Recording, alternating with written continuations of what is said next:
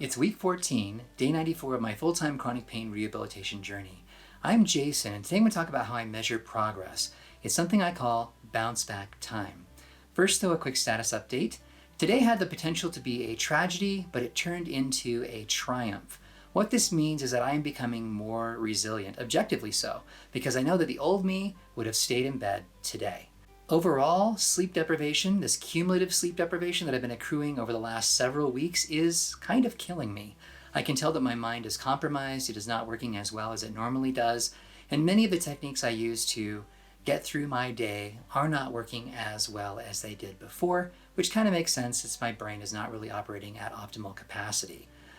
Despite all of the setbacks today, I did make it to the gym at 2:30 p.m., which is the latest I've ever gone.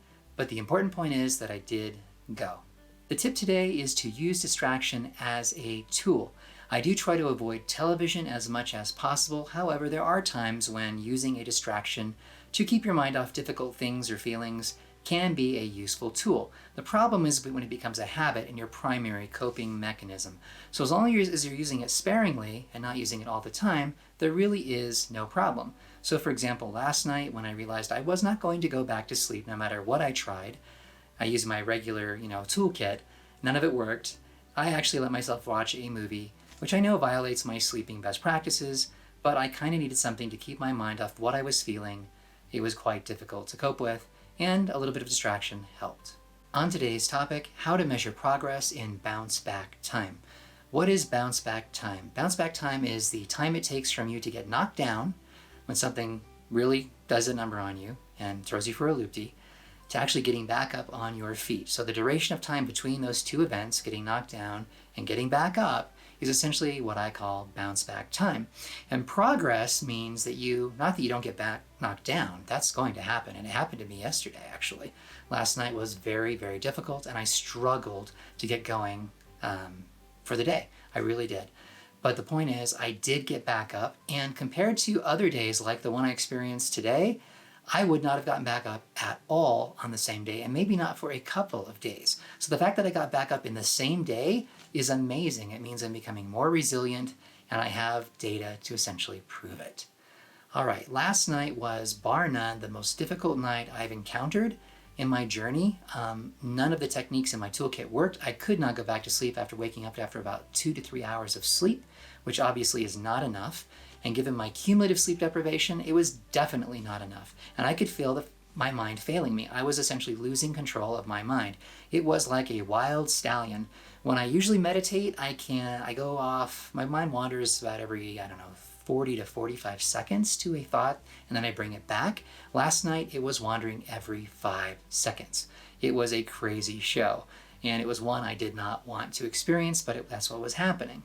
I realized last night that I did hit my limit, that after a certain amount of sleep deprivation, I cannot function the way I'd like to, and all of the little tips and tricks that I've accumulated do not work. They did not work. And in the end, what I did today was simply an act of will, although a couple of strategies helped me get there, but it was essentially an act of will. I just had to decide how I was going to live my day given the difficulty that I was experiencing, and I chose something better than I would have chosen before. I did have to take some sleep medication last night. Actually, it was morning when I did it, about 6 a.m., because I could not go back to sleep, and I slept until about noon. The good news is that I took less of that sleep medication, about 50 milligrams, down from 75. So I seem to be getting more effect from less medication, which means I'm still weaning off of it and heading in the right direction. The interesting point here is one of the things that I usually do that's in my toolkit is what I have a jump starter, something to kind of get my brain going when I wake up and I'm in a total fog, and I was in a total fog today. And the thing that I did, it's tax time, so I actually had to gather some information about the stimulus payments I received for COVID last year and send that off to my accountant. Just doing that little task kind of got me going, and from there it was kind of a rolling effect. I actually did a bunch of other little things on my to-do list, and by the time it was time to go to the gym, I was able to make that decision and not be lazy. And so those jump starters actually did work. It's incorrect to say that none of the things in my toolkit actually worked for me yesterday. They did. It's just not when I needed them to in the most important critical moments, which was the nighttime when I needed to go back to sleep. That stuff did not work. But the jump starters did help me get to the gym today, so I am grateful for them. Fighting for your life means learning how to get back up quicker.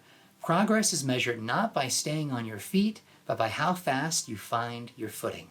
If you find my videos helpful, please pass them along and don't forget to subscribe. And until next time, keep fighting for your life.